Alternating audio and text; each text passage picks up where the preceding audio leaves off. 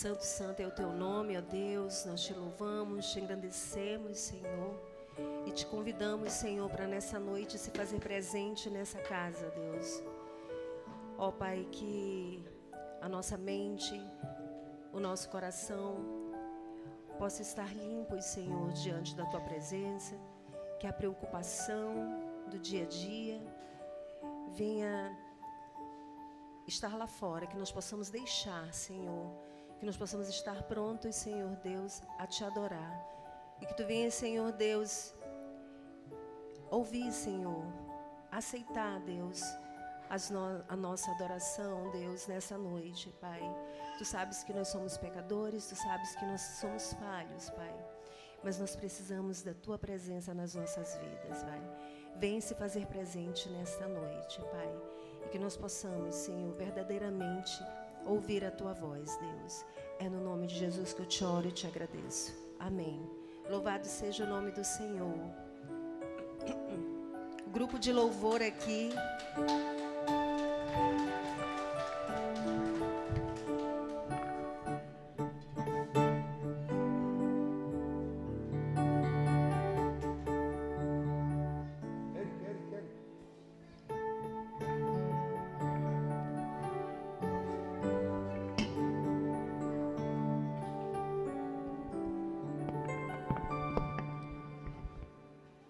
O pedal.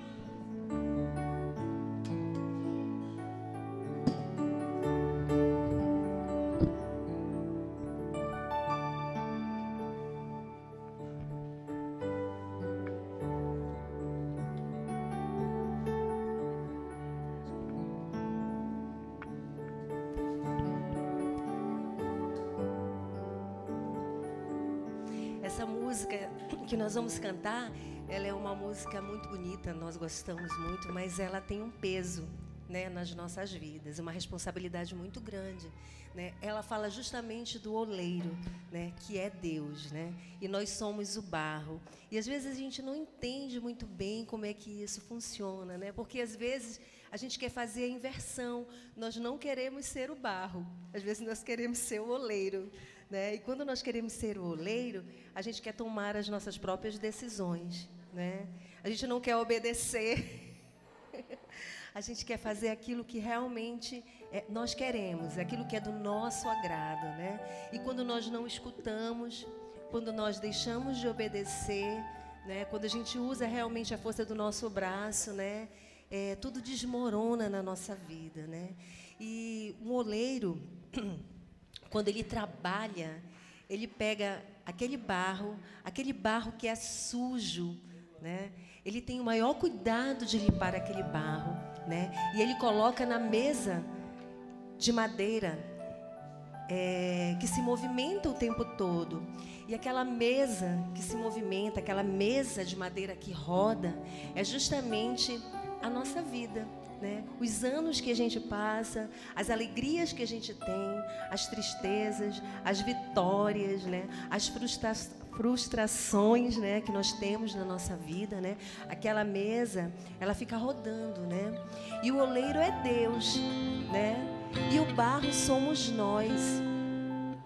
E ali ele vai nos moldando, né? À medida que o tempo passa, com todo o amor, com todo o carinho, com toda a dedicação, com todo o cuidado, ele vai moldando aquele barro, né? E ele vai ficando lindo. Mas só tem um detalhe. Às vezes, quando está quase pronto o barro, de repente aquele barro, né, aquele vaso, ele desmorona, ele quebra na mão do oleiro, né? E o que foi? O que aconteceu? Às vezes é uma pequena pedrinha, né, que chega lá e o vaso quebra por inteiro, né? Mas o oleiro, ele não descarta aqueles cacos, ele não joga fora, né? Ele tem todo o cuidado de pegar aqueles cacos, juntar novamente, colocar na mesa, né? E novamente moldar moldar aquele vaso. E o mais incrível é que o próximo vaso, né, que é moldado pela mão do oleiro, né, ele sai muito mais bonito, ele sai muito mais precioso, né? Então Deus, ele faz isso. Ele pega do barro que não tem valor nenhum e ele transforma, né, numa peça com valor, algo muito precioso. E Deus faz isso conosco quando nós nos deixamos moldar. Amém?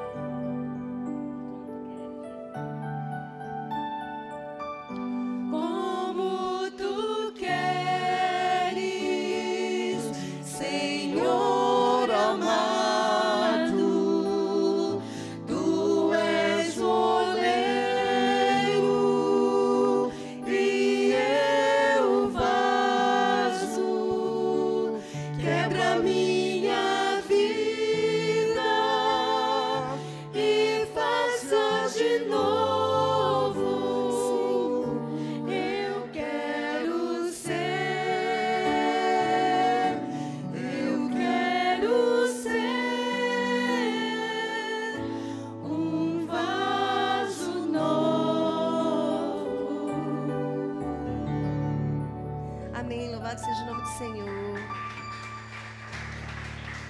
Que verdadeiramente nós possamos nos deixar moldar pelas mãos do oleiro, que é Deus. Amém. Deus, Ele nos dá dons e talentos, né? E muitas vezes nós desperdiçamos, né? E quando Ele nos dá, que nós nos envolvemos de fato, né, na obra, né? E a gente passa a conhecer até outros talentos, né? E Ele até nos dá muito mais, né, do que sabíamos, né? A gente aprende muito mais.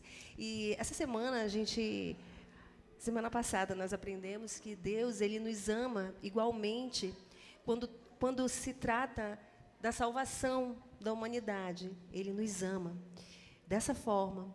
Mas quando se diz respeito ao amor relacional, né, quando você cria uma intimidade de fato com Deus, esse amor é diferente. Existe um diferencial, né?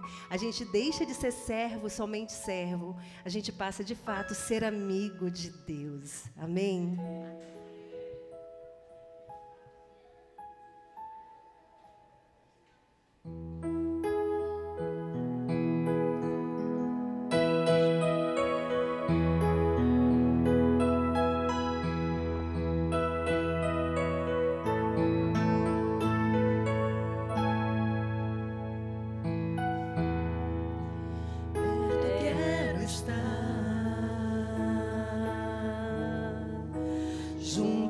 Seus pés, pois prazer maior não há que me render e te adorar. Tudo que há em mim quero te ofertar. Mas ainda é pouco, eu sei, se comparado ao que ganhei. Não sou apenas servo, teu amigo me tornei.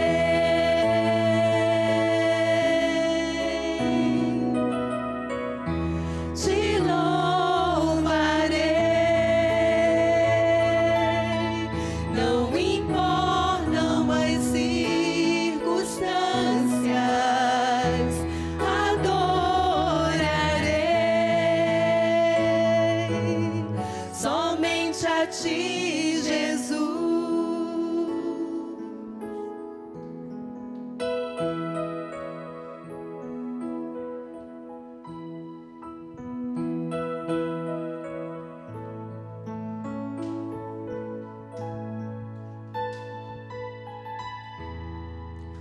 Perto quero estar, junto aos teus pés, pois prazer maior não há que me render e te adorar. Tudo que há em mim quero te ofertar, mas ainda é pouco, eu sei, se comparado ao que ganhei. Sou apenas servo, teu amigo me tornei.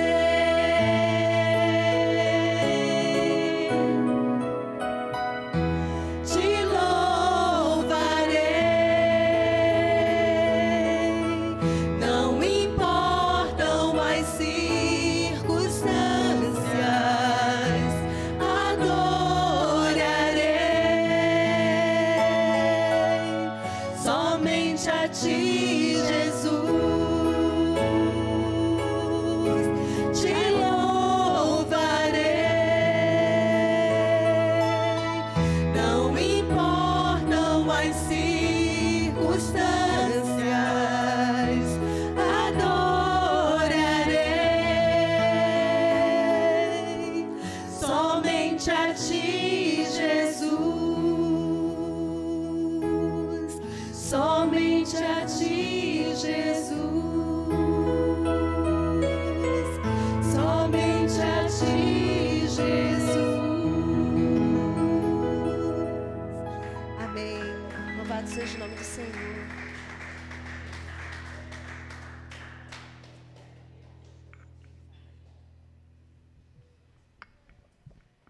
nesse mesmo espírito de adoração, né, nós cantamos que nós vamos adorar o Senhor, não importam as circunstâncias, né? Ele sempre está junto conosco, Ele nunca nos deixa. Não importa se o momento está bom, se o momento está ruim, Ele está ali junto, nos ajudando a caminhar, fazendo a gente prosseguir. E nesse momento, a gente vai falar assim: meu Deus, eu quero te dizer, Meu igreja, Deus, eu quero te dizer.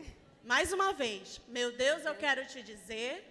Meu Deus, eu quero te dizer. Muito obrigado. Muito obrigado. Por essa chuva que tens Por essa chuva que tem derramado. derramado. Nós vamos pedir para Deus, reforçando que Ele derrame chuva de bênçãos, chuva de poder sobre as nossas vidas, sobre a vida das nossas famílias, sobre a vida da nossa igreja. Vamos cantar com toda a força, vamos adorar o nosso Deus.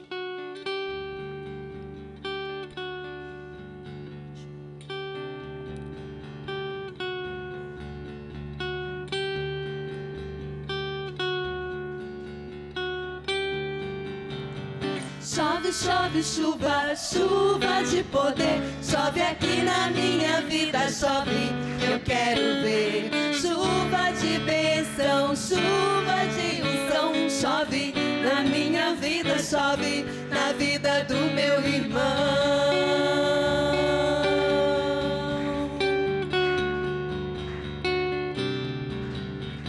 Chove, chove, chuva, chuva de poder. Chove aqui na minha vida, chove, eu quero ver. Chuva de bênção, chuva de unção. Chove na minha vida, chove na vida do meu irmão.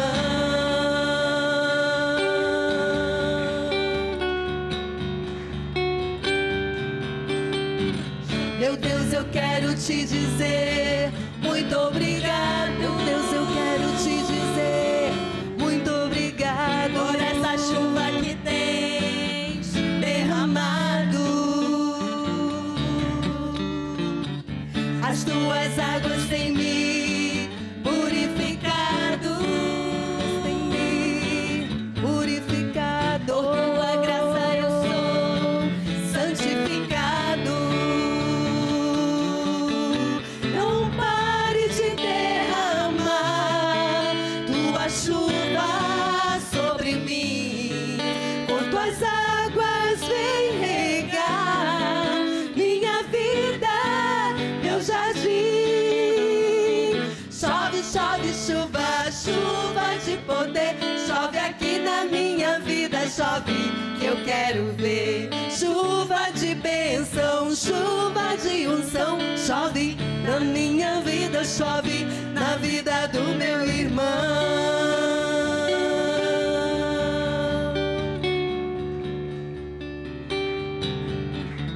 Chove, chove, chuva, chuva de poder. Chove aqui na minha vida, chove, eu quero ver. Chuva de bênção, chuva de unção. Chove na minha vida, chove na vida do meu irmão.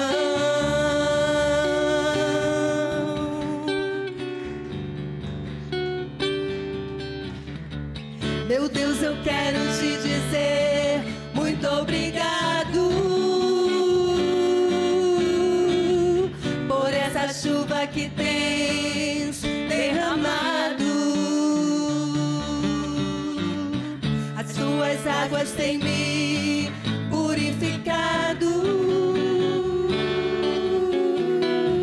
Por tua graça eu sou santificado. Não pare de derramar tua chuva sobre mim. Com tuas águas vem regar minha vida, meu jardim. Chove, chove, chuva, chuva de poder. Chove aqui na minha vida, chove que eu quero ver. Chove, chove, chuva, chuva de poder. Chove aqui na minha vida, chove que eu quero ver. Chuva de bênção, chuva de unção. Chove na minha vida, chove na vida do meu irmão.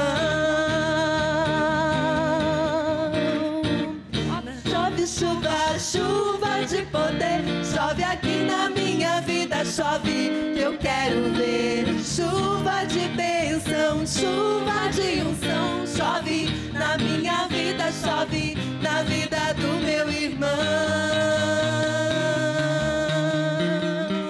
Na minha vida chove, na vida do meu irmão. Na minha vida chove, na vida do meu irmão.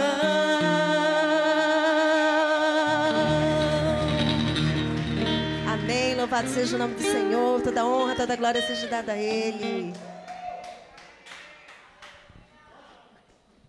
Amados, muitas vezes nós passamos por dificuldades e, como o próprio Jesus falou, não é, que no mundo tereis aflições, nós devemos nos segurar, nos agarrarmos em Deus, amém? E a nossa fé também, que vai nos ajudar a passar por tudo isso, não é? E ficar na paz também. Agora é difícil, mas vai de você também insistir e pedir que o Espírito Santo nos ajude, amém?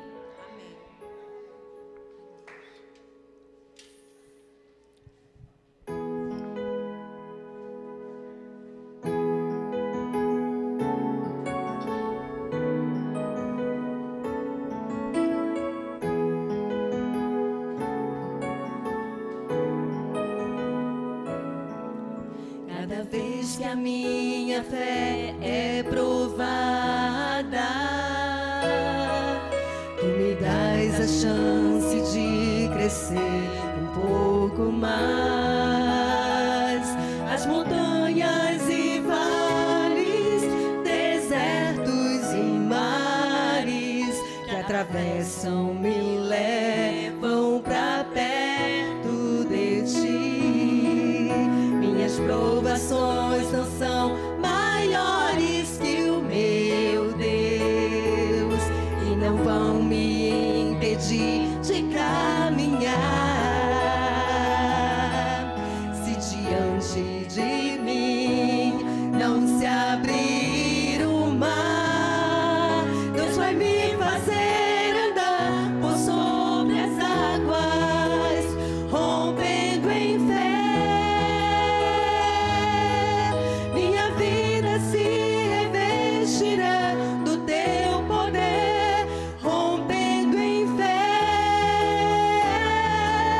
Com ousadia vou mover o sobrenatural.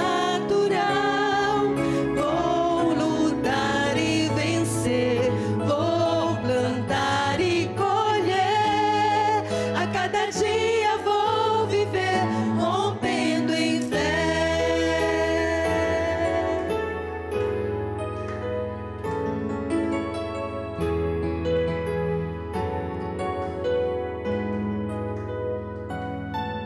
Cada vez que a minha fé é provada,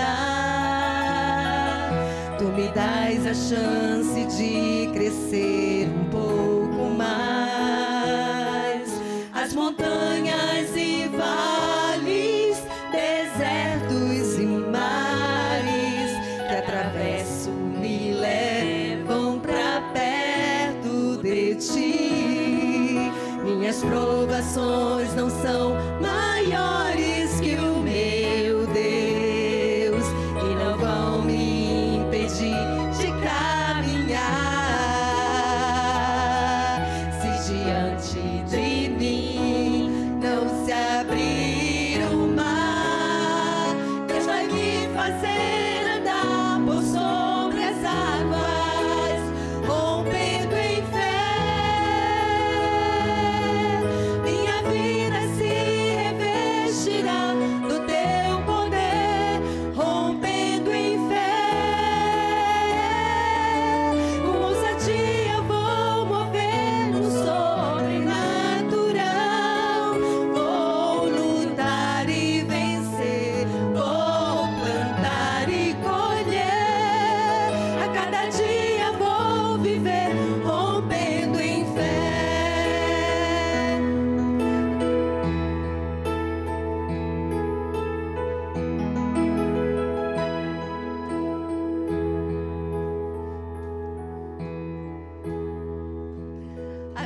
Louvado seja o nome do Senhor. Eu convido a igreja a sentar nesse momento.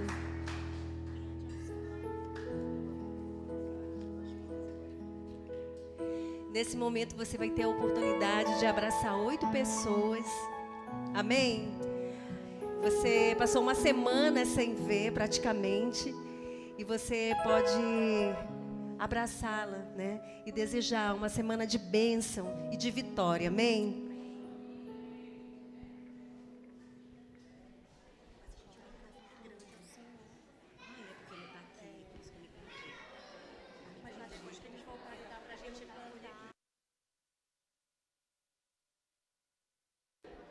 Não, a gente vai cantar quando ele for coisa. Por isso que eu falei, por isso que eu fiz isso.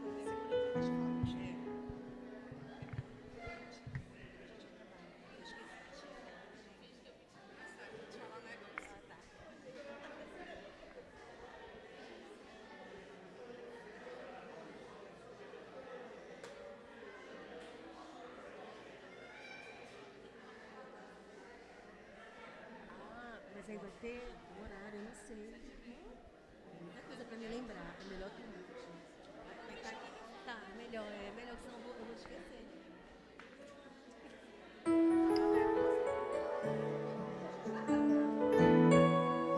É grande assim. Sem problema nenhum.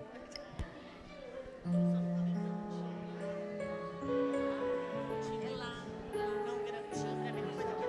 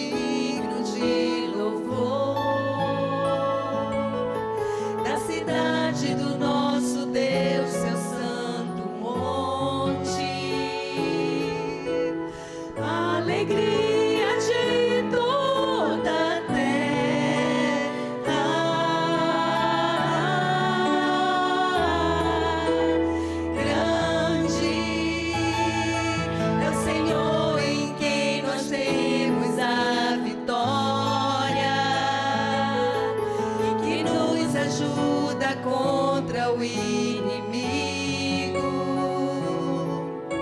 Por isso diante dele nos prostramos.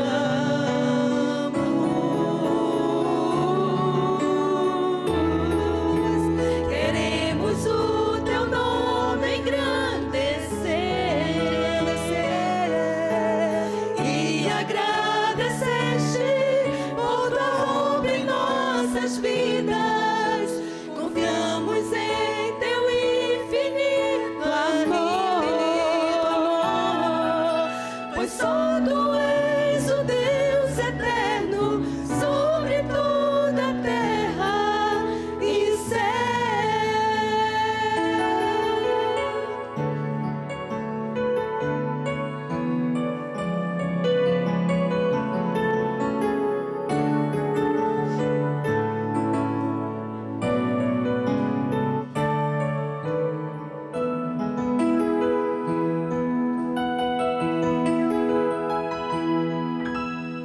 Grande é o Senhor e muito digno de louvor.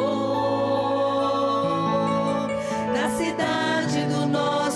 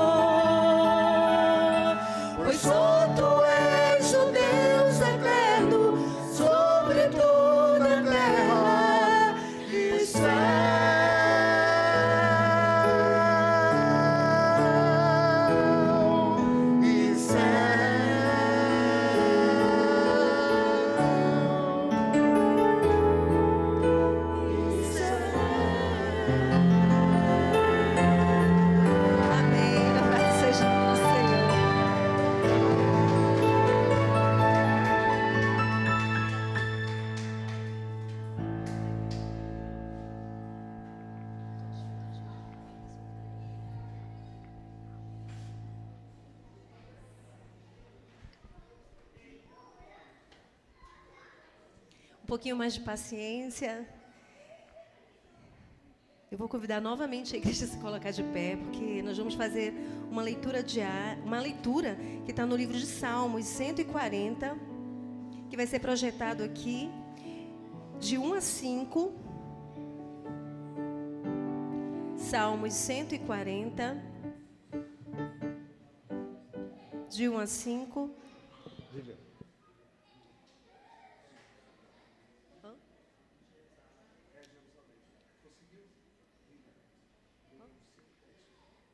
Eu vou ler lá.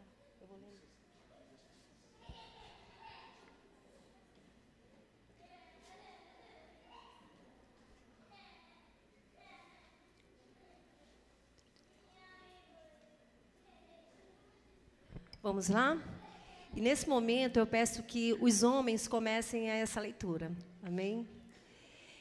Vamos lá? Livra-me, Senhor, dos homens maus. Defende-me do homem violento.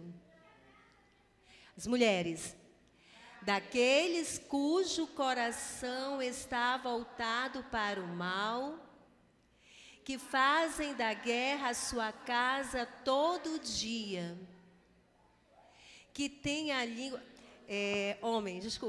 que tem a língua afiada como uma serpente, com o veneno de uma víbora debaixo dos lábios. Mulheres, guarda-me, Senhor, das mãos dos malfeitores. Guarda-me do homem violento. Todos vão repetir essa última parte. Guarda-me, Senhor, dos malfeitores. Guarda-me do homem violento. Amém? Vamos orar. Ó Deus, tem misericórdia das nossas vidas, Deus. Tu sabes e conheces, Senhor, as nossas fraquezas, Pai. Tu conheces bem, Senhor, os nossos pecados. Aqueles, Senhor, que nós também conhecemos. Nós temos aqueles obscuros que não conseguimos enxergar. Sonda o nosso coração e nos mostra, Senhor, para que diante de Ti, Senhor, nós possamos encontrar perdão, Deus. Vem perdoar, Senhor, as nossas falhas, Deus. Que nós possamos estar a cada dia dispostos, Senhor, a ouvir a Tua voz, Senhor, a ouvir o Teu chamado, Deus. E que nós possamos, Senhor, de fato, Senhor, ser obedientes diante da Tua presença, Pai. Que nós possamos ser um vaso, o vaso nas Tuas mãos, o vaso na mão do oleiro, Senhor. Pronto a ser moldado, Deus, pronto a ser lapidado. Porque Tu tens paciência, Senhor, com todo amor, com todo carinho. Mesmo nós estando quebrados, Senhor, Tu junta os nossos cacos, Senhor, e nos molda novamente, Pai. E nos faz, Senhor, daquele barro sujo, daquele barro sem valor. Tu nos faz, Senhor, peças preciosas, cada qual única, cada qual com a sua utilidade, Pai. E que nós possamos, nas Suas mãos, sermos úteis, Senhor, na Tua obra. É no nome de Jesus que eu te oro, te clamo. Amém. Louvado seja o nome do Senhor. A igreja pode assentar. Nesse momento, a gente vai ter as comunicações e vai ser projetado aqui também.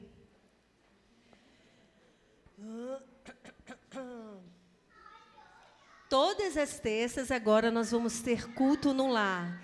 E agora, nessa terça, preferencialmente, o culto, se não me falha a memória, na casa da irmã Cíntia, né? E vamos ver o horário aqui. Está marcado para 19h30? 19h30, tá bom, amados? Na casa da irmã Cíntia. Ela vai estar colocando o endereço, né, no grupo. E você que ainda não faz parte do grupo, você já pode estar sendo integrado, tá bom? Todos os sábados na igreja também nós temos o nosso culto jovem, né? E você é convidado de 0 a 100 anos, amém? E começa rapidinho. Qual é o horário? Só para mim. 18h30. Mas neste sábado agora não vai ter o culto jovem, porque nós vamos ter o chá. Na realidade não é um chá, vai ser um culto direcionado para as mulheres da nossa igreja. E aquelas que já estão vindo, né, que já têm, em média, já está nos visitando uma média de 4 vezes, não é isso, Lívia? Né? Está convidada, porque é um culto, né? Uma mensagem, uma palavra direcionada a nós mulheres, né? Nós estamos em processo ainda, né, de crescimento espiritual, né? Como eu disse, a gente é um barro e quando a gente nos deixa moldar, né? Não é fácil, né? É sofrido e todas nós precisamos ainda de cura, né? Do contrário, nós não estaríamos aqui, né? Nós já estaríamos na glória, né? Já, né? Todo mundo certinho, né? Mas a gente todo dia nós precisamos de libertação e de cura, amém? Vamos, de toda sexta, 19h30, é uma bênção, irmão. Você que ainda não veio, venha. Né? Toda sexta-feira nós temos nosso culto de oração, né? E às vezes dúvidas aparecem, nós temos o nosso pastor, não é? Que nos orienta bastante, nos ensina, nos mostra, e sempre a gente tem aprendido muito, né, com o nosso pastor. Então você é o nosso convidado especial, venha na sexta-feira, tá bom? E no domingo, pela parte da manhã, nós temos a nossa escola bíblica dominical, né? Nós temos as salas das crianças, nas salas dos juniores, dos jovens e dos adultos. E hoje foi uma bênção, não foi? Não foi uma bênção? Hoje nós tivemos um total de 45 presentes, meus amados. Foi assim um presente para cada vida, né? Escutar e aprender mais das coisas do Senhor. E você é também o nosso convidado, né? Traga o seu filho, a sua filha, o seu neto, o seu sobrinho, né? Que é um presente. É a melhor escola que nós podemos participar, é a escola bíblica dominical. E alguém tem algum aviso para dar? Esse é o momento, Lívia. Está tendo a escola de música, todo sábado,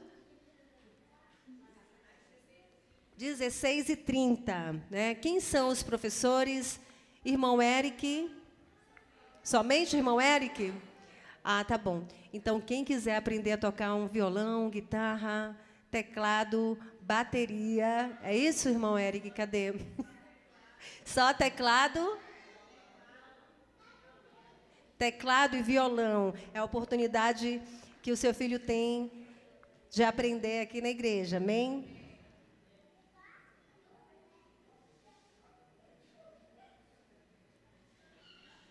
E nesse momento, eu peço que os irmãos abram as suas Bíblias no livro de Provérbios. Livro de Provérbios 3, capítulo 3, versículo de 9 a 10.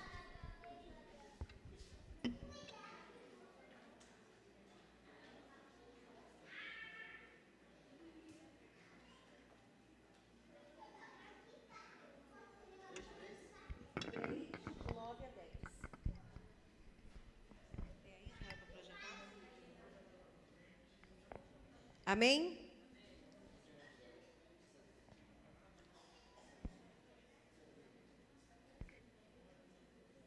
Vou ler juntamente com vocês, com a congregação. Vamos lá?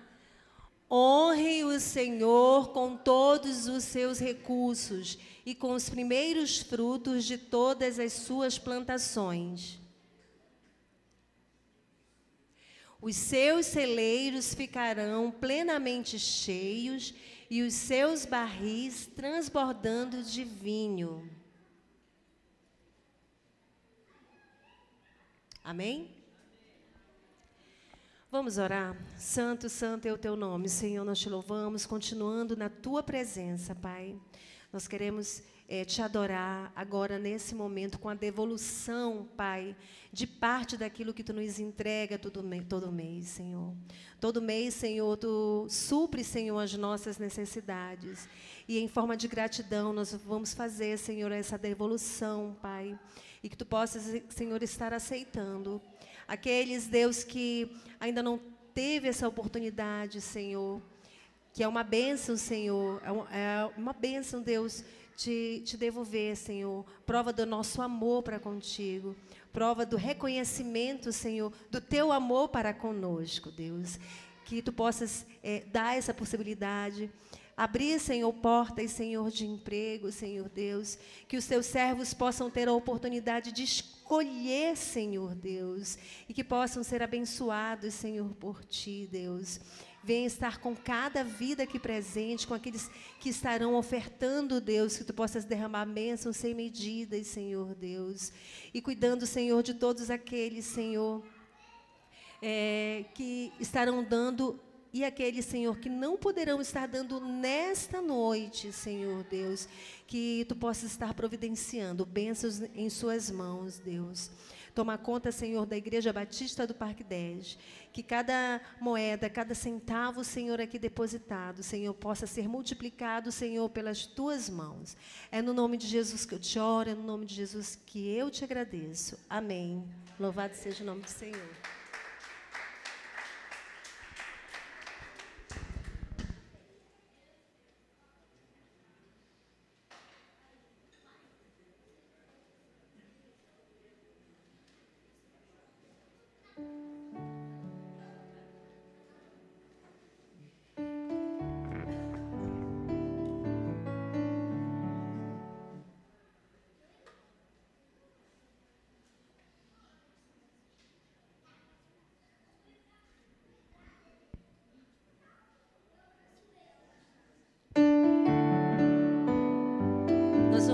O hino de número 367, firme na rocha que é Jesus, a rocha inabalável. Nós podemos enfrentar toda a tempestade quando nós estamos firmes em Jesus.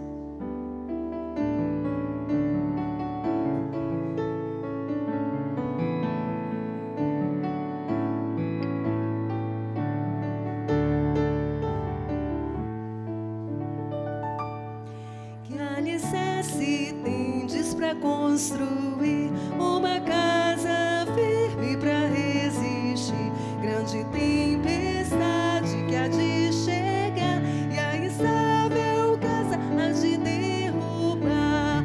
Nossa morada na rocha está, firme e segura ela ficará. Quando o temporal contra ela der, há de resistir todo o seu poder. Como faz a areia na fundação, fazem nossas obras a salvação. Pois alguém que só em si mesmo crê, no Senhor Jesus ainda não tem fé. Nossa morada na rocha está, firme e segura ela ficará. Quando o temporal contra ela der, há de resistir todo o seu poder.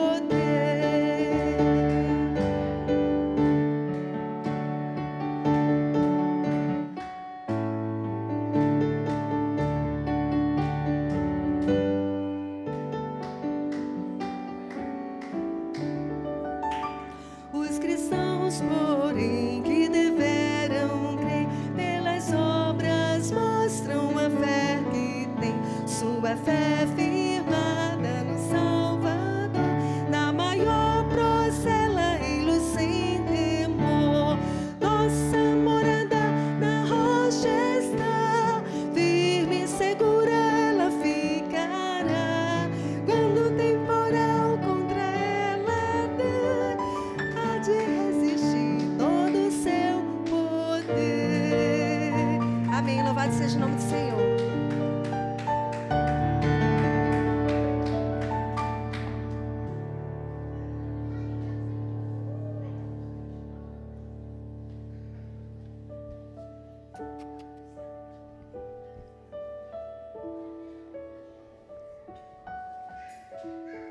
Irmã Lívia.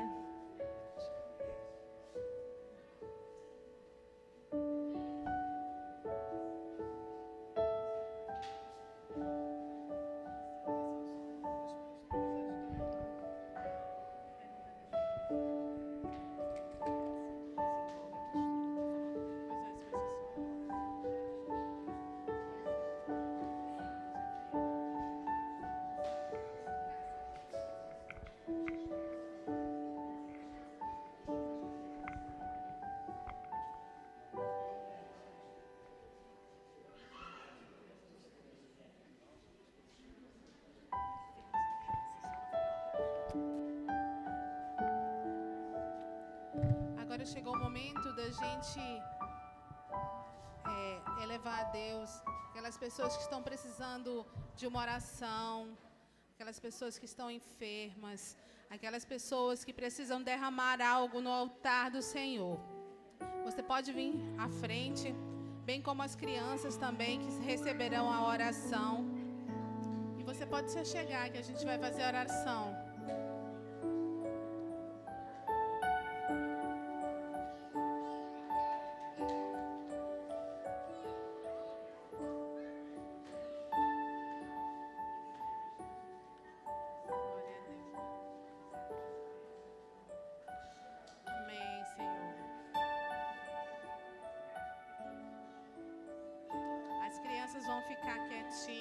Olhos fechados, tá bom? E a gente vai colocar nesse momento nosso coração no altar, lembrando que é o Senhor que traz a resposta para toda qualquer situação. Amém? Então vamos fechar os nossos olhos e orar ao Senhor nesse momento. Santo, santo, santo, santo é o Senhor, Pai Todo-Poderoso. Nós te pedimos, ó Deus maravilhoso, que tu sonde cada coração, que tu possa entrar com providência para cada situação apresentada neste altar, ó Pai. Eu te peço, ó Deus, que tu traga respostas, a resposta que esse povo teu, diante do altar, vem buscar, ó Deus. Eu te peço que tu te apresente como Jeová Rafá, daqueles que precisam da tua cura, da tua intervenção, ó Pai, de cura, ó Deus maravilhoso. Nós sabemos, ó Deus, que há várias pessoas nesse momento nos leitos de hospitais clamando que a tua glória também possa alcançá-lo, que a tua glória também alcance o nosso irmão Eliseu, que nesse momento o coração dele clama por estar aqui, ó Pai, e nesse momento ele não pode estar aqui, e as nossas orações também possam chegar até a vida deles, ó Pai.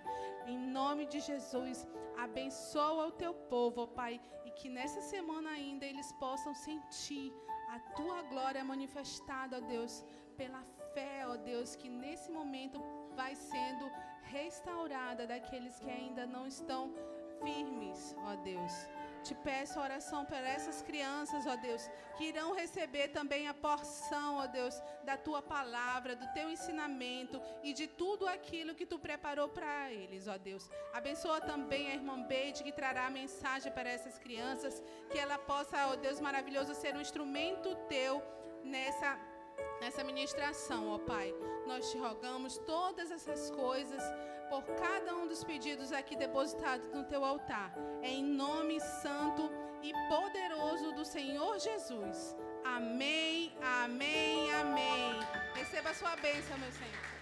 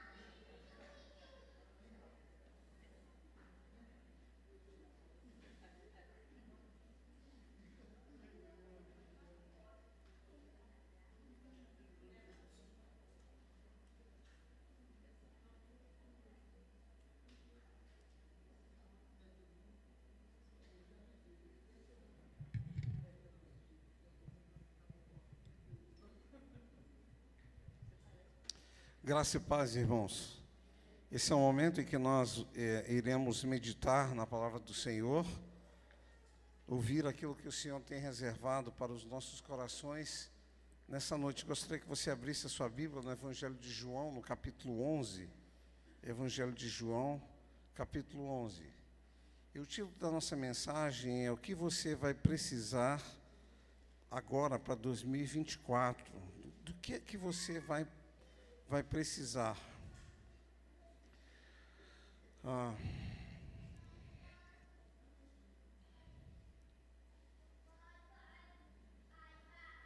E o mais importante que nós vamos precisar em 2024, meus amados, é a nossa fé. Vamos precisar de muita fé. E que Deus nos ajude a não somente ter a fé, mas principalmente exercer a nossa fé.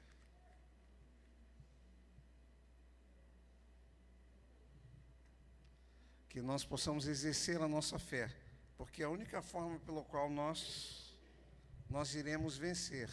Todas as dificuldades que já estão surgindo vão se intensificar e vão bater na nossa porta. E esse texto aqui que nós vamos ler, eu vou me ater apenas a um versículo, é um texto bastante longo, eu já o li aqui previamente, eu acho que essa é a 5ª mensagem que eu estou pregando sobre esse texto aqui. E ele fala da ressurreição de Lázaro. Lázaro era um homem que tinha 2 irmãs, eles moravam na mesma casa, e eles eram amigos de Jesus, eles cultivaram um relacionamento com Jesus, um relacionamento, existe o amor de Deus por todas as pessoas, que Deus ama a todos para salvar, mas existe um amor especial que a gente tem, que é o amor relacional. Esse amor relacional que Deus tem varia de pessoa para pessoa, acredite. Já preguei sobre isso aqui, não gostaria de ter que recapitular, mas quando Lázaro ficou doente, as irmãs dele mandaram avisar para Jesus: aquele a quem tu amas está enfermo. A Bíblia também faz menção de João, que era o discípulo amado, que ele tinha um relacionamento melhor com Jesus do que os outros 11 discípulos. E por causa dessa relação, ele ganhou esse adjetivo, essa qualidade descritiva, que ele era o discípulo amado, a quem Jesus muito amava. Quanto mais relacionamento a gente tem com o Senhor, mais Ele nos ama. Repito, para salvar, Ele ama a todos igualmente. Agora, para relacionar-se, depende do grau de correspondência que nós oferecemos a Ele. Quando correspondemos ao seu amor, então Ele intensifica o seu amor por nós. Inclusive, eu citei aqui o versículo que diz, né? Aquele que tem os meus mandamentos e os guarda, este é o que me ama. E aquele que me ama será amado de meu Pai. E eu também o amarei. Está no futuro. Mas ele já não ama? Pois é, ele ama para salvar. Mas relacionalmente, ele colocou no futuro. Eu também o amarei e me manifestarei a ele. Ok, então Lázaro estava enfermo e Jesus demorou-se ainda mais algum tempo até chegar na cidade de Betânia. Quando Jesus chegou lá, o Lázaro já estava morto. A Marta chegou e disse para ele, irmã dele, Marta, disse: se o Senhor estivesse aqui, meu irmão não teria morrido. Depois Jesus encontrou-se com a Maria: se o Senhor estivesse aqui, meu irmão não teria morrido. E depois ele teve que lidar com o comentário da multidão. É sobre isso que eu tenho pregado aqui, sobre o comentário da multidão, pessoas com as quais nós nos relacionamos, que não têm experiência com o Senhor, do jeito que a gente tem, e querem comentar o que acontece na nossa vida, querem comentar o que acontece no reino de Deus. E aqui em João 11, 37, eu gostaria apenas de destacar, para quem não conhece a história, Jesus foi lá e ressuscitou Lázaro. Já estou antecipando aqui. Ele ressuscitou Lázaro, Lázaro voltou à vida. Tá bom? Eu vou continuar a mensagem aqui nos próximos domingos. Mas aqui, no versículo 35, diz assim: Jesus chorou, e aqueles comentaristas de plantão diziam, vede como ele o amava. Mas alguns desses comentaristas disseram: esse que abriu os olhos do cego não poderia ter feito com que ele não morresse? Vamos orar nesse momento. Senhor Deus e Pai, peço que o Senhor tenha misericórdia de nós, no que tange a não apenas compreendermos a amplitude da Tua palavra, a extensão dela, mas principalmente, além da compreensão, que possamos colocá-la em prática, Deus. Porque não adianta a gente entender se não vivermos. Então, ajuda-nos não só a compreender, mas viver aquilo que a Tua palavra diz. É o meu pedido no nome de Jesus. Amém, Senhor. Então, o Senhor colocou no meu coração aqui para pregar sobre padrões humanos. Nós vivemos por padrões humanos. Existem alguns padrões humanos que eu já mencionei aqui, não quero recapitular. Mas um padrão humano de relacionamento é com Deus. Existe o comentarista, existe o protagonista. Eu comecei a pregar sobre isso aqui na semana passada. Então, tem gente que tem experiência com Deus. Os protagonistas têm um protagonista ativo e um protagonista passivo. O que é um protagonista ativo? O protagonista é o ator principal. Ator, não estou falando de novela, não estou falando de cinema. Ator é aquele que atua. Atuar é fazer alguma coisa. No caso dos atores de cinema, eles estão fazendo alguma coisa, estão fazendo a interpretação de um papel. Mas Jesus é o protagonista, é o ator principal dos evangelhos e deve ser o ator, o protagonista também das nossas vidas. E agora, qual é o nosso papel? Nós devemos ser também protagonistas. Somos os protagonistas passivos. Em algum momento nos tornaremos ativos, e o Senhor sabe o momento, mas eu não queria falar sobre isso agora. Eu queria que nós nos colocássemos como protagonistas passivos diante desse Senhor, que tudo pode e que tudo faz, que detém todo o poder. O problema é que, nesse meio termo, existem os comentaristas. E muitas vezes nós nos tornamos comentaristas do reino. Eu falei aqui no domingo passado que os maiores comentaristas são os pastores. Eu sou um comentarista do reino. Porque eu tenho que vir para cá, ler a Bíblia, eu tenho que explicar, eu tenho que comentar o que o texto diz. Eu procuro esmiuçar para que você possa entender, principalmente, a aplicabilidade do texto para a sua vida hoje. Eu não posso chegar aqui e ler o texto da ressurreição de Lázaro, que é uma coisa que todo mundo sabe, repetir o óbvio ululante, todo mundo conhece, e amém, vamos para casa. Porque cada frase da Bíblia tem uma lição para a nossa vida. E a pergunta que não quer calar é: que lição tem essa daqueles que estavam lá dizendo, olha, esse que abriu os olhos do cego, ele não poderia ter feito com que Jesus não morresse? Por que Deus permitiu que essa frase, que eu diria até imprópria, estivesse registrada na sua palavra para ensino nosso? O que esse texto tem para nos ensinar? Esse é que é o problema, né? Esse é que é o problema, e o problema sério é que muitas vezes nós assumimos o papel de comentaristas do reino. E se comentássemos o reino, seria ótimo. Mas às vezes, não quero pregar o que eu preguei domingo passado aqui, a gente comenta a vida dos outros.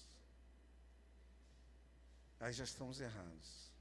Se a gente só comentar o reino, nós já estamos errados. Mas por alguma razão o maligno coloca no coração de pessoas assim, ora, fala da vida das pessoas, fala da situação X, Y, Z, e as pessoas vêm para cá para a igreja, falam de tudo, mas não falam de Jesus umas para as outras.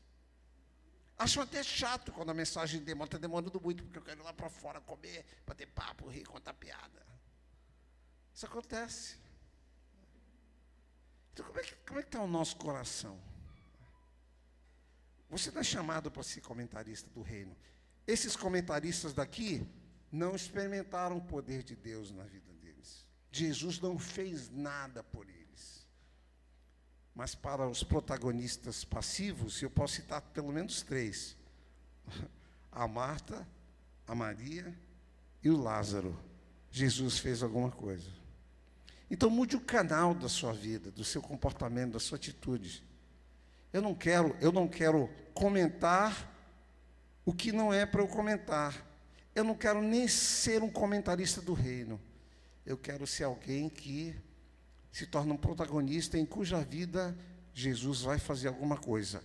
Na minha vida, em favor da minha vida e através da minha vida. Estou sendo claro aqui, meus amados? Pois bem. Então, e é curioso, né, que entre esses comentaristas, alguns usam a sua fé para criticar. Porque nesse versículo que eu acabei de ler aqui, olha, mas alguns deles disseram, Jesus, que abriu os olhos do cego, não poderia ter impedido que este homem morresse? Na verdade, subjacente, quer dizer, por baixo dessa declaração, existe uma crítica. Existe uma crítica.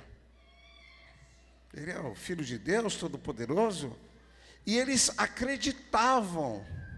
É curioso que quando Jesus, eles tinham fé, é curioso que quando Jesus chegou em Nazaré, e entrou na sinagoga de Nazaré, a cidade onde ele foi criado, né? Jesus nasceu em Belém, foi levado para o Egito, e depois de alguns anos ali, quando Herodes morreu, os pais de Jesus voltaram para Israel, mas eles foram morar em Nazaré, porque Nazaré era uma cidade, na verdade não era uma cidade, era um vilarejo insignificante, nem existia no mapa, era uma cidadezinha de nada. Então o José, muito sábio, disse para Maria assim, Maria, a gente vai morar ali em Nazaré, porque é um lugar insignificante, nenhum descendente do Herodes, que queria matar Jesus enquanto criança, vai nos procurar lá. Ele pensa que, porque Jesus era o rei dos judeus, vai morar numa cidade grande. Então, a gente vai para uma cidade bem insignificante, que era Nazaré. A gente conhece Nazaré por causa da Bíblia, e para nós ela tem um significado importante, mas quem deu o significado para a cidade, ou para aquele vilarejo, foi Jesus. E eu gosto dessa imagem, né? Jesus torna aquilo que é insignificante em significante. Ele tornou um vilarejo insignificante numa coisa significante. Agora, imagina a sua e a minha vida, né, que somos insignificantes. Eu sou insignificante. Mas quando Jesus entra, ele torna a nossa vida significante. Já é significante para ele, principalmente também para o reino dele, naquilo que nós podemos ser, naquilo que nós podemos nos tornar e naquilo que nós podemos fazer também. Então, lá em Nazaré, quando Jesus entrou na sinagoga, leu o texto, né, as pessoas não deram crédito a que Jesus leu, ele leu o texto de Isaías. E aí eles dizem assim, os nazarenos, cidade em que Jesus cresceu, diz assim, escuta, por que você não opera aqui os milagres que nós ouvimos falar, que tu operaste nas outras cidades? A gente ouviu falar, a gente não acredita. Subjacente a essa declaração, a gente não acredita. Faça aqui e a gente vai acreditar. E Jesus foi embora sem fazer nenhum milagre em Nazaré. Ele não fez nenhum milagre, porque ele não tinha que provar nada para ninguém. E porque Jesus, olha só, Jesus não fazia o que ele queria, nem Deus faz o que ele quer. Sabia disso? Deus não é um déspota, um monarca que toma decisão, né, casuística do momento e diz, agora vai ser desse jeito. Deus não é assim. Deus segue regras, Deus segue princípios que ele mesmo estabeleceu.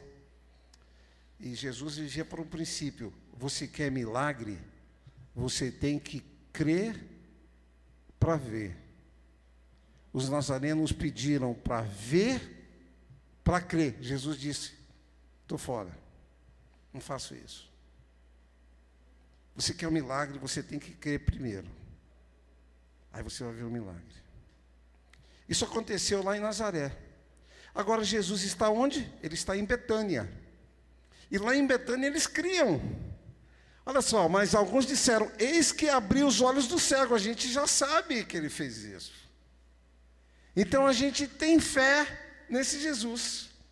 Agora, a gente não entende, não dá para entender, por que ele não evitou a morte do Lázaro, já que o amava tanto. Então, o que está subjacente aqui? Está subjacente uma crítica. Uma crítica. Eles tinham fé, mas eles estavam se utilizando de um artifício da sua própria fé para criticar a atitude de Jesus. É curioso que nós temos fé. Mas, às vezes, nós usamos a nossa fé da perspectiva errada, do ponto de vista errado. Nós usamos a nossa fé, em alguns momentos, para criticar. Por exemplo, os judeus, principalmente os fariseus, eles seguiam a lei mosaica. E eles tinham zelo pela lei, pelo cumprimento da lei. Por exemplo, Jesus curou no sábado e eles iam lá criticar Jesus, porque Jesus havia curado no sábado. Eles tinham zelo por aquela lei. E o zelo que eles tinham pela lei, eles criticavam a atitude de Jesus de curar no sábado. Você vê? Eles viam o milagre, eles viam a pessoa doente, enferma, curada. E eles sabiam que Jesus havia feito um milagre, mas eles criticavam. Eles criticavam. Certa mulher foi lá, ungiu os pés de Jesus com o perfume daquele vaso, cujo material era o alabastro, quebrou o vaso e ungiu os pés de Jesus. E aí Jesus foi criticado. Olha, bem que poderia ter sido dado aos pobres, isso aí é um desperdício. Então, isso é uma crítica. Eu estou dizendo isso, meus amados, porque pessoas que têm fé em Deus agem erroneamente, agem equivocadamente, porque colocam um filtro. O filtro dos fariseus era a observância da lei. O filtro de quem criticou Jesus era, entre aspas, o cuidado com os pobres. Jesus lidou com algumas pessoas que diziam assim também, na sua época: olha, Moisés nos ensinou o quê? Às vezes nós temos uma visão anacrônica do reino de Deus. O que é uma visão anacrônica, pastor? O que é isso? Nunca ouvi essa palavra, estou ouvindo pela primeira vez. É quando você faz uma avaliação no tempo errado. Quando Jesus veio e, por exemplo, curou no sábado, olha, Moisés disse que não podia curar no sábado. Jesus falou: é verdade, mas eu sou maior do que Moisés. Entenda, a revelação de Deus é dinâmica. Moisés foi usado por Deus, houve um dinamismo, houve uma evolução na compreensão de Deus. Vocês estão presos lá atrás. Deus evoluiu a revelação, e eu sou o ponto alto da revelação. Deus mandou Moisés para guiar o povo de Israel pelo deserto para entrar na terra prometida. Agora eu sou enviado por Deus para guiar você para entrar na glória quando você partir deste mundo, quando você morrer.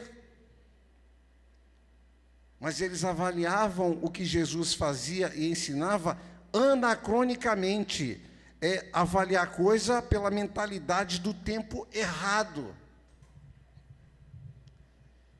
E por detrás disso havia uma crítica. Eu quero dizer para os irmãos que eu mesmo já critiquei a Deus. E você também. Você também.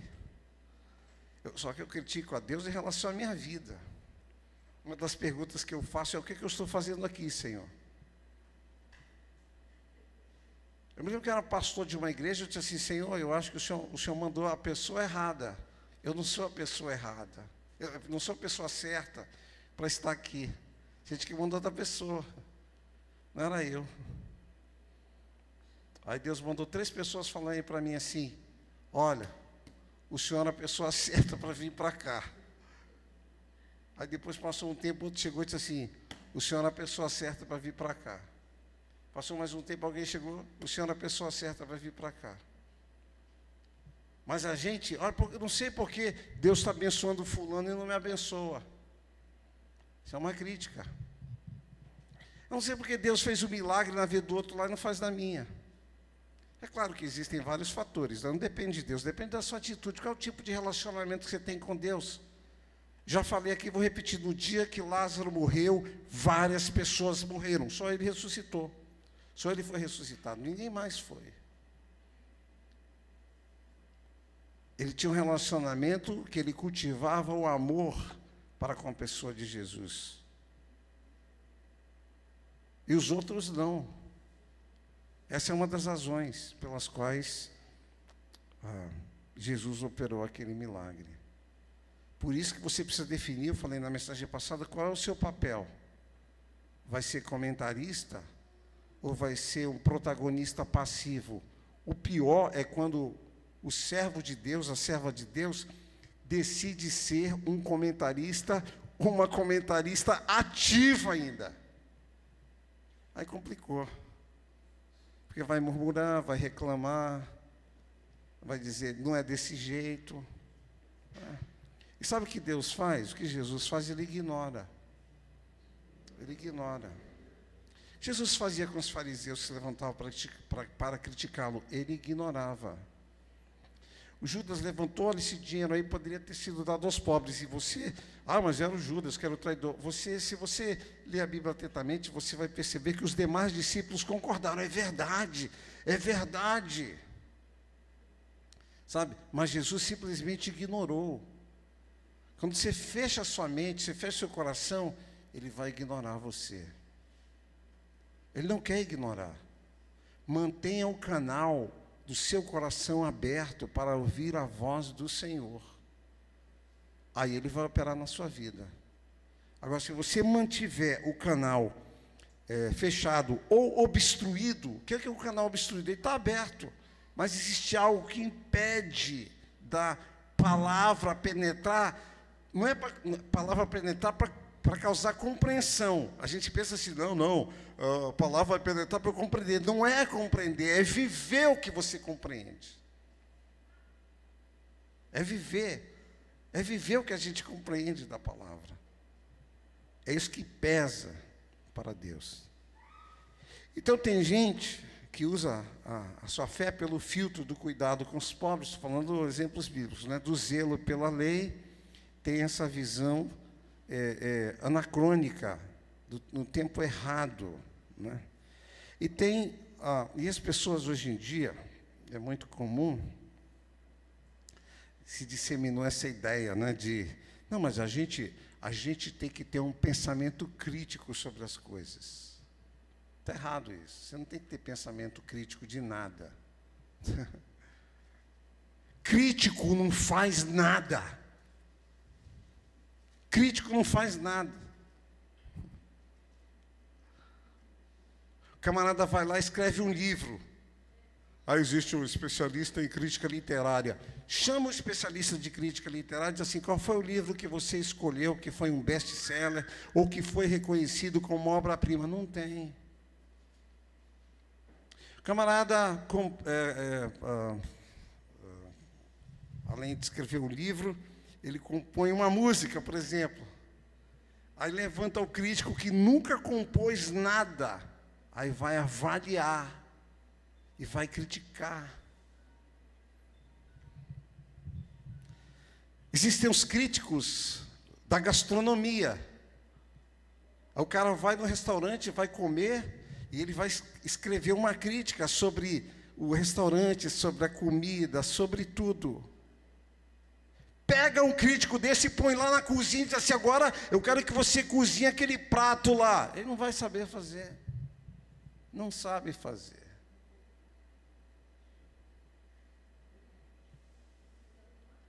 Então, você quer saber onde que surgiram os críticos? Lá no Jardim do Éden, da humanidade. Lá no Jardim do Éden. O primeiro crítico foi Satanás. Porque a Bíblia diz, quando você está lendo a sua Bíblia, né, e lê a criação de Deus, você vai ler assim, e viu Deus que era bom. Você continua lendo no segundo dia, e viu Deus que era bom. Você vai ler a criação no terceiro dia, e viu Deus que tudo era bom. Aí você vai continuar lendo, e viu Deus que era bom. Então, aos olhos de Deus, o que ele fez era bom. Aí vem o diabo falar com Adão e Eva e diz assim, não está bom. Como não está bom? Não está bom não. Por quê? Porque vocês não são iguais a Deus. Está vendo? Eu peguei Deus. Vou revelar uma coisa para vocês. Vocês não sabem. Deus não está tratando vocês justamente. Primeira crítica, nasceu lá no Jardim do Éden. Então, porque ele não está tratando você justamente, você tem a liberdade de agir por conta própria. Faça o que der na cabeça. Amém? Eu já estou até sugerindo, coma do fruto. Eles foram lá, comeram do fruto, e você já sabe do resultado da história. Então, o pensamento crítico, ele nasceu no coração de Lúcifer, vou dizer assim. E aquelas pessoas ali estavam o quê? Criticando Jesus por não ter ressuscitado Lázaro. Se você já criticou o Senhor por alguma coisa, e eu já fiz isso, vai e peça perdão. Peça perdão. Porque você não é chamado para ter pensamento crítico, você é chamado para ter pensamento analítico, é diferente. Analítico, que analisa, procura conhecer primeiro, se aprofunda, antes de abrir a boca, para falar do que não entende. Tem muito comentarista no reino de Deus falando do que não entende. Tem muito comentarista na igreja, não na nossa, né? Nas igrejas por aí, falando do que não entende. Olha só, Jesus estava morrendo, aí a Maria foi lá, tocada por Deus, quebrou o vaso de alabastro, ungiu os pés de Jesus. Aí os discípulos dele, comentaristas, estou voltando aqui um pouco. Desperdício, poderia ter sido dado aos pobres. Os discípulos de Jesus não entendiam de nada, de uma coisa chamada propósito de Deus. Aí Jesus falou, escuta, vocês não estão entendendo nada. Ela está me ungindo para a morte. Quando um judeu morria, o corpo dele era ungido. Jesus morreu numa sexta-feira, às 3 horas da tarde. O Shabá, a guarda do sábado, começava às 18 horas. Só tinham 3 horas para remover o corpo de Jesus, para enterrá-lo. 3 horas era pouco tempo. Pouco tempo. Então, o que eles fizeram? Tudo às pressas. Tiraram o corpo de Jesus, botaram no túmulo, não ungiram o corpo de Jesus. Então, Maria, antecipadamente, movida por Deus, porque era o propósito de Deus, foi lá ungir os pés de Jesus. Jesus disse, ela está me ungindo para a morte. Deus tocou no coração dela. Isso aqui tem um propósito. Agora, vocês que são meus discípulos, se tornaram comentaristas dessa ação que ela está fazendo, sem entender o propósito. Comentarista, igreja do reino de Deus, não entende o propósito de Deus. Não entende o que Deus colocou no coração do líder. Os israelitas murmuravam no deserto porque não entendiam a experiência que o Moisés teve lá no Monte Sinai. Não entendia o propósito de Deus, que era, naquele deserto, tirar o Egito de dentro deles.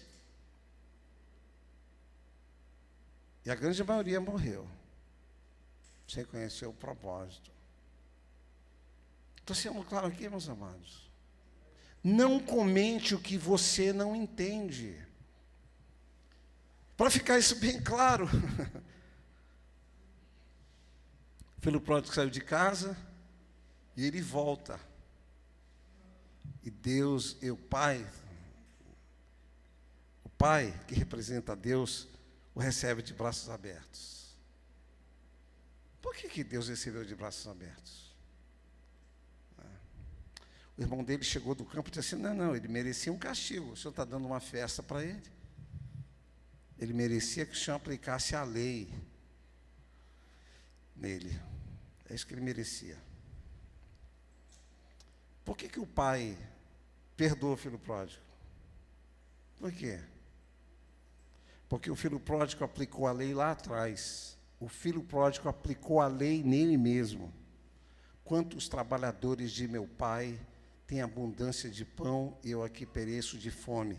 Levantar-me-ei, irei ter com meu pai, e dir-lhe-ei, Pai, eu pequei contra os céus e diante de ti. Eu, aplicando a lei na minha vida, reconheço que não sou mais digno de ser chamado teu filho. Ele aplicou a lei e disse assim, não tenho mais dignidade para ser tratado como filho. Por causa dessa consciência, quando ele chega, o pai diz, Pai, perdoa. Eu não vou mais aplicar a lei em você, Porque você já fez uma autoaplicação da lei. Você já aplicou a lei em você mesmo. Só me resta aplicar o quê? A misericórdia. Grave isso. A misericórdia de Deus, ela sucede à autoaplicação da lei. Foi por isso que aquele publicano que foi orar no templo, né, não levantava a cabeça para o céu, batia no peito: Senhor, tem misericórdia de mim, porque eu sou um pecador. Olha para a minha vida, eu sou um pecador. Aplicando a lei para a minha vida, eu me vejo como pecador. Aí ele saiu de lá justificado.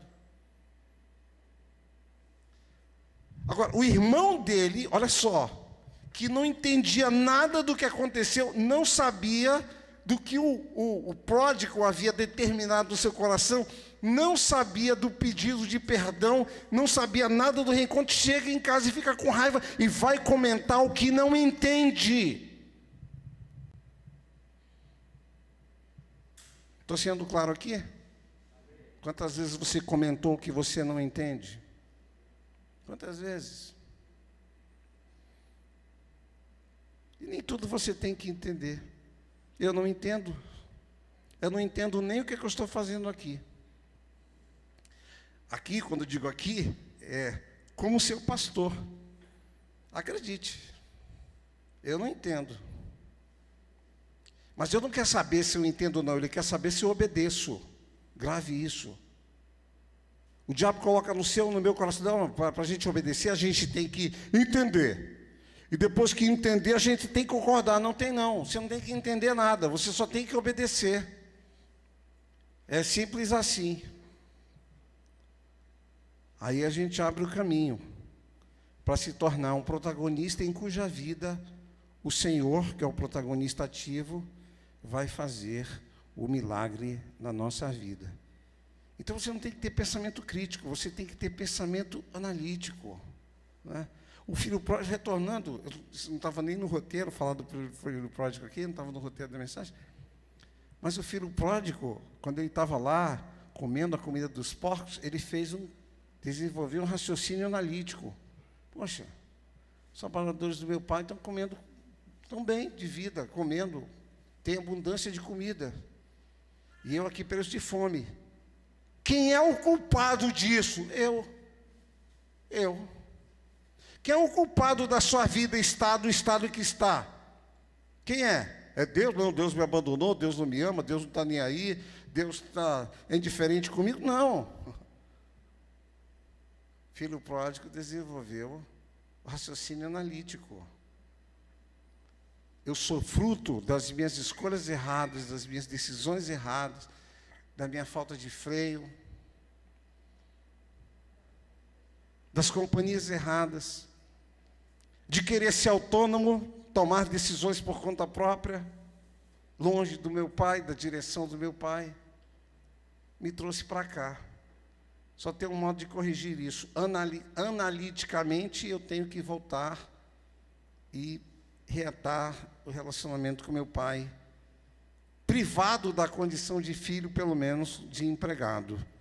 E porque ele aplicou a lei, o pai o recebe de braços abertos.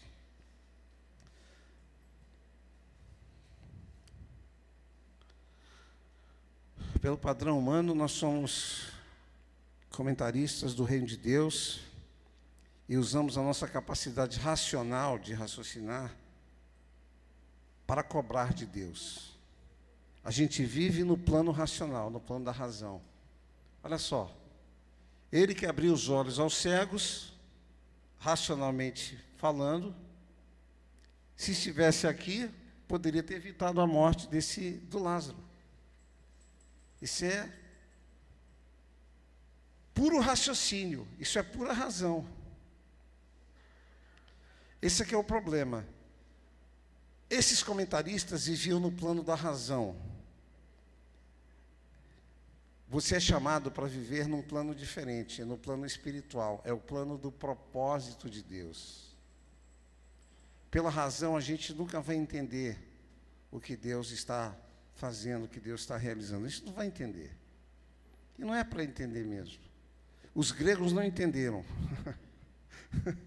Quando Paulo foi para a Grécia, ele foi pregar para os gregos, eles não entendiam. Que Deus é esse? Que Deus é esse que morre? Não tem cabimento. Os nossos deuses são poderosos, são valentes, são guerreiros. E esse morre nas mãos de pessoas humanas. Que Deus é esse? Pois é, porque a nossa compreensão de Deus, ela não é racional, ela é espiritual. Comentaristas de plantão, eles só usam a sua razão, mas não usam o seu espírito, e nem a direção do Espírito Santo para discernir o que Deus está fazendo, ou o que Deus quer fazer, para onde está conduzindo. Então, não use a sua razão para avaliar Deus, a situação em que você está, né? Tudo que está acontecendo com você. Não use a sua razão, simplesmente descanse nas mãos de Deus, e diz assim: eu conduzo a minha vida, vai conduzindo a minha vida, porque você não é chamado para viver no plano racional. No plano racional, Lázaro jamais ressuscitaria. Se o Senhor estivesse aqui, ele não teria morrido, mas já que morreu faz 4 dias, já era, racionalmente falando, já era. E Jesus foi lá e disse assim: não, o plano espiritual opera de modo diferente. E no plano espiritual, Jesus realizou aquele milagre. Você quer que o Senhor faça um milagre na sua vida? Mude o canal. Não seja comentarista do reino. Não seja crítico do reino. Não use a sua razão. Use seu espírito. Deus tem algum propósito, alguma finalidade naquilo que Ele está fazendo. Para encerrar, tinha uma missionária da Convenção Batista Brasileira, a Nauzira Nascimento. A Nauzira Nascimento, ela sentiu chamado para o ministério e ela resolveu estudar teologia. A sua teologia se formou para se tornar uma missionária. Mas aí ela não foi convocada. Não foi convocada.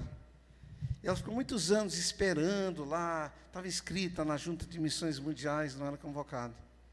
Ela disse assim: que sabe uma coisa, enquanto eu estou aqui sem fazer nada, esperando a nomeação, ela estava esperando ser nomeada para um campo missionário.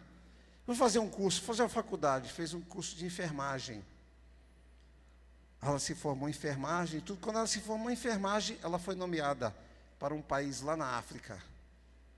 Era um país africano que tinha acabado de sair de uma guerra civil. Muitas pessoas mutiladas pela guerra, não só mutiladas, era um país cheio de minas, em que os agricultores africanos lá estavam trabalhando com a roça, de repente a enxada batia numa mina, pô, explodia, perdia a perna, quando não perdia a vida. E ela, como enfermeira, podia dar assistência. Ela não entendia por que ela não era nomeada. Ela não entendia para que Deus a estava preparando. Ela disse: eu nunca pensei que o curso de enfermagem ia ser tão útil no trabalho missionário que eu realizo, porque por eu cuidar dessas pessoas doentes, mutiladas pela guerra, elas abriram o coração para receber a mensagem do Evangelho. Às vezes nós nos vemos em situação como Marta e Maria, uma situação difícil, e a gente não entende o que Deus quer com isso. Mais adiante, a Nauzira Nascimento entendeu o propósito. Mais adiante você vai entender o propósito também. E para que eu dê base bíblica para isso, para você não achar que é só a história da Nauzira Nascimento e sem base bíblica nenhuma, eu vou te dar uma. Moisés cresceu, viveu 40 anos no palácio de Faraó. Acidentalmente, ele matou um egípcio e foi para o deserto. Foi morar no deserto, fugitivo ele. E lá no deserto ele cuidava dos rebanhos do sogro dele. Ficou 40 anos lá no deserto. O que eu estou fazendo aqui? Cuidando dos rebanhos do meu sogro. Um dia ele vai morrer, eu vou herdar isso aqui tudo, vai ser tudo meu mesmo, né? Aí depois de 40 anos no deserto, Deus o chamou e disse assim: eu tenho um propósito para a sua vida. Você vai conduzir o povo de Israel do Egito pelo deserto até chegar à terra prometida. Aí Moisés saiu de lá tarimbado, ele sabia sobreviver no deserto. Em nenhum momento Moisés teve medo do deserto. Em nenhum momento o povo de Israel murmurava: a gente vai morrer aqui. Moisés sabia que não ia morrer. Ele estava escolado no deserto, passou 80 anos da vida dele no deserto. Não precisava ter medo. Ele entendeu que havia um propósito de Deus nisso. Tem um propósito de Deus na sua vida. Não use a sua capacidade racional para criticar. Você vai se distanciar do propósito de Deus. É você que vai se distanciar. Isso vai acontecer? O Senhor vai te ignorar. Como Ele ignorou essas pessoas aqui que abriram a boca só para comentar. Ele ignorou. Abriram a boca. Não tem milagre na vida de vocês. Como Ele ignorou lá os habitantes de Nazaré. Ele simplesmente ignorou. Faz aqui o milagre para a gente crer. Ele ignorou. Se você não quer que o Senhor ignore a sua vida por aquilo que você passa, chega lá e diga assim: Senhor, eu quero ser passivo no teu reino. Quero ser um protagonista passivo. Faça da minha vida o que o Senhor quiser. Aí você está abrindo o caminho para o Senhor operar milagres. Amém? Deus te abençoe. Feche seus olhos agora. Queria que você falasse com o Senhor. Falar o que com o Senhor? Né? Senhor, eu já abri muito a minha boca para criticar, Senhor. Hoje é o dia que eu quero me ver livre disso. Fala isso para Deus. Diga assim: Senhor, o diabo está querendo ressuscitar a crítica no meu coração. Eu sei. O diabo está querendo ressuscitar espírito crítico no meu coração. Me livra disso. Me dá sabedoria. Diga para Deus: Senhor, eu não quero que o meu cuidado, a minha preocupação, o meu zelo, minha visão equivocada do reino me leve a desenvolver um pensamento desalinhado com o teu propósito. Me perdoa, Senhor, e me restaura. Diga para Deus: Senhor, eu não quero ficar avaliando a minha vida, o propósito que tu tens para a minha vida racionalmente. Se eu não consigo discernir espiritualmente, pelo menos que eu não murmure, que eu não reclame, que eu me coloque na posição do teu agir na minha vida, como aquele protagonista passivo, à espera de um milagre.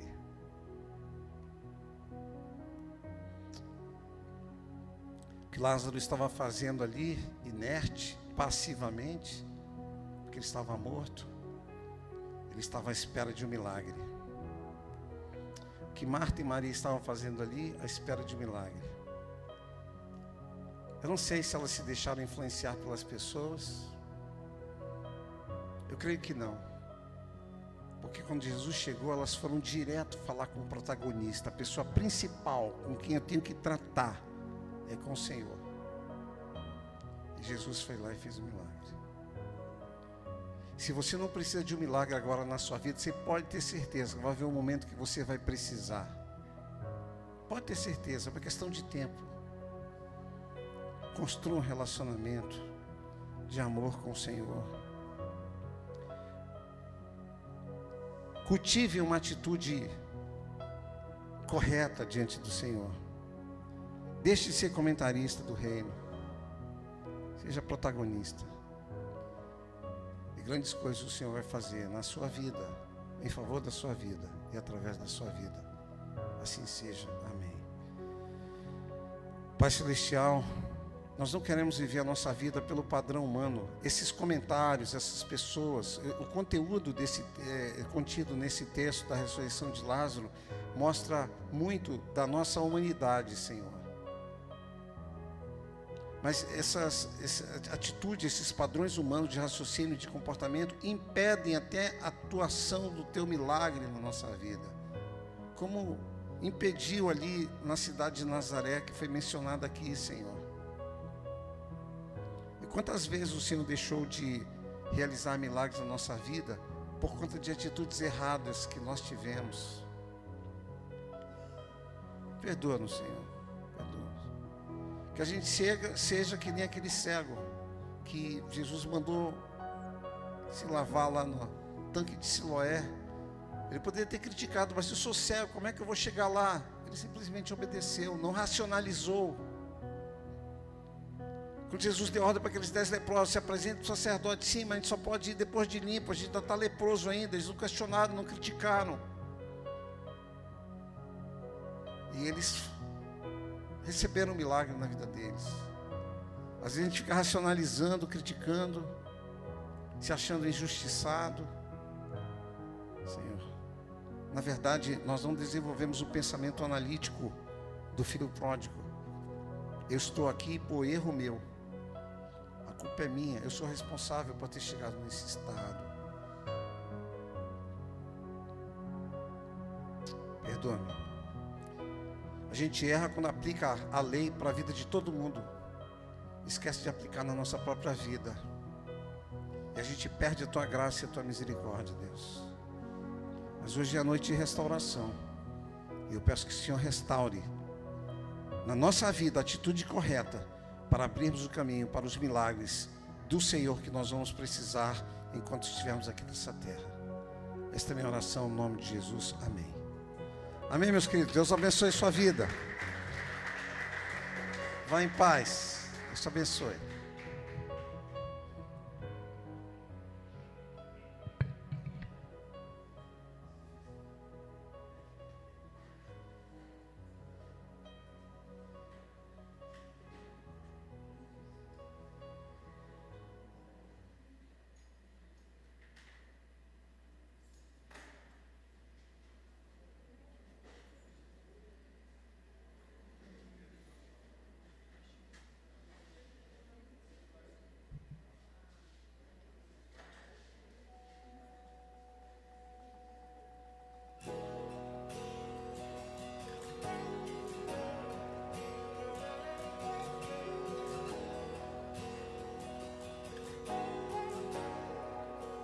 Quem é esse que vem nos abraçando?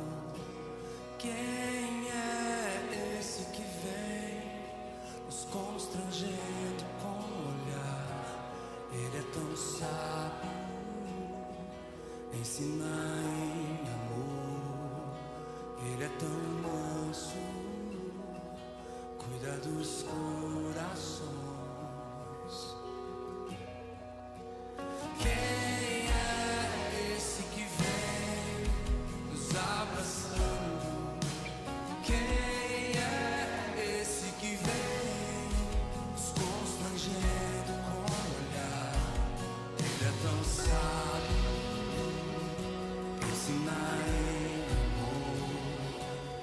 Tão manso,